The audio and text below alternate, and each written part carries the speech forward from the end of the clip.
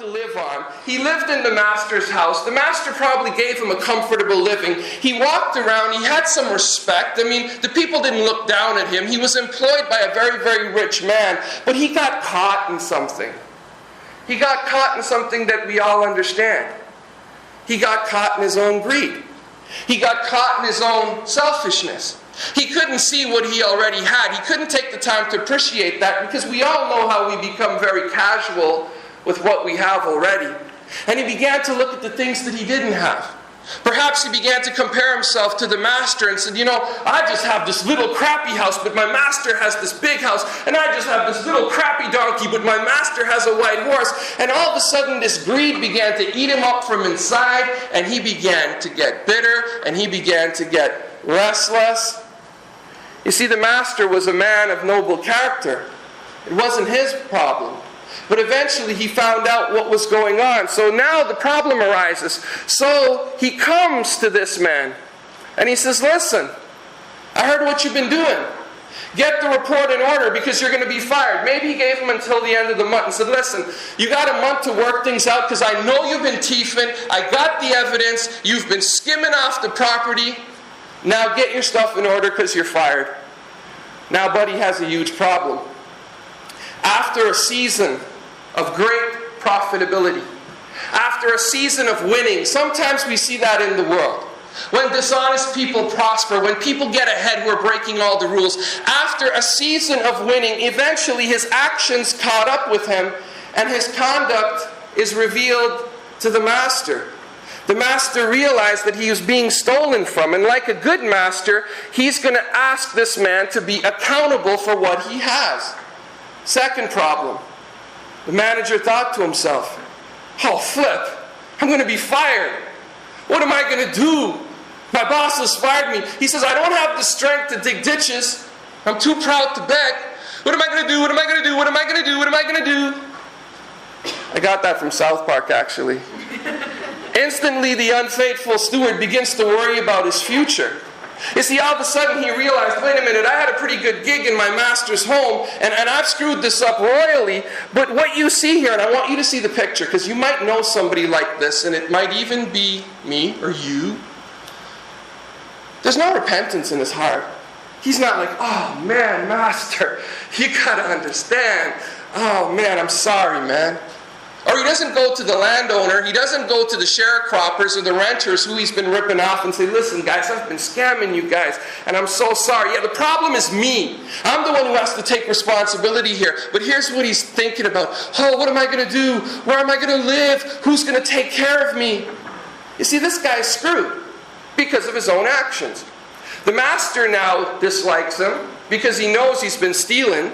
The tenants all hate him because they know that this man has probably been overcharging them. He doesn't know what to do. But here's what he's thinking about. Oh man, what's going to happen to me? What's going to happen to my life? What's going to happen to my future? And you know what? That's instinctual to all of us.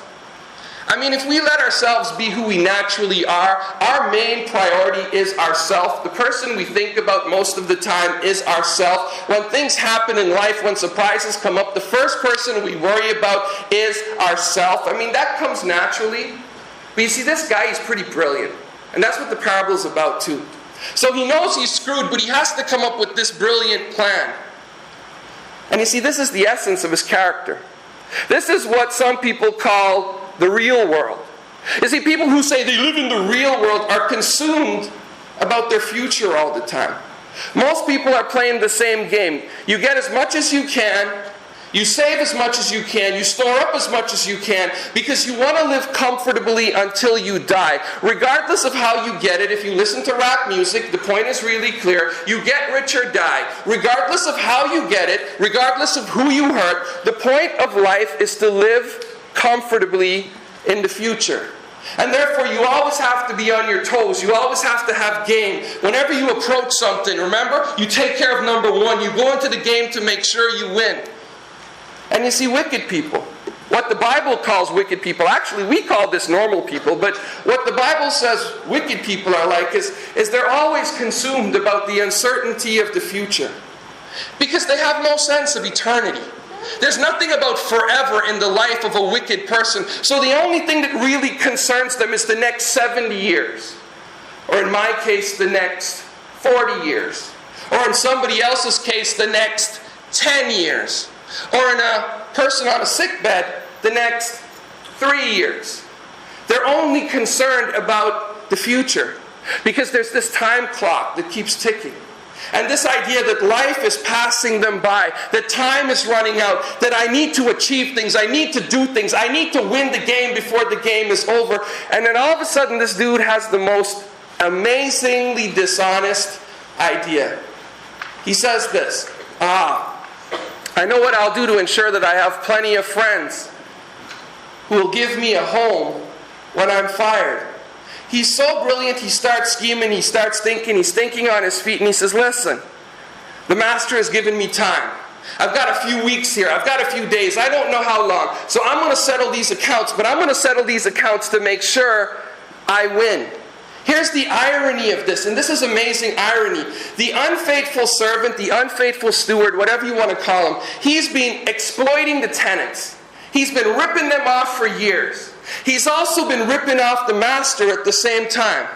It was the hope of this guy that everybody would think the master was evil and he was just doing his job. And it was the hope of this guy also that he would think that the master would see him as a really good, manager because he was so hard on the tenants. But after all, he was living off the goodness of the master and he was living off the labor of the tenants. But here's what he's going to do, and follow this, guys. It's really amazing.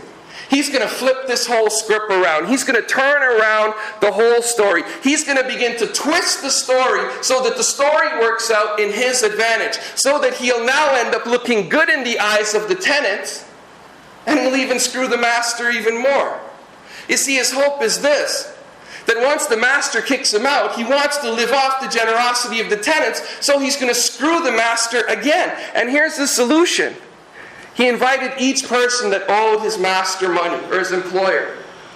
And he said, yo, how much do you owe? And the guy says, I owe so many bushels. Let's translate that. I owe 1.5 million. And then he's like, you know what? My master, he's been screwing you. He's been ripping you off. And I can't take this anymore. I've had a change of heart. I can't live like this. I can't live with myself. And I just want to be honest. You write a bill for $500,000, we're going to cancel this debt. And I don't care if I lose my job. I don't care if he fires me. I don't care what he does. And then they're like, really?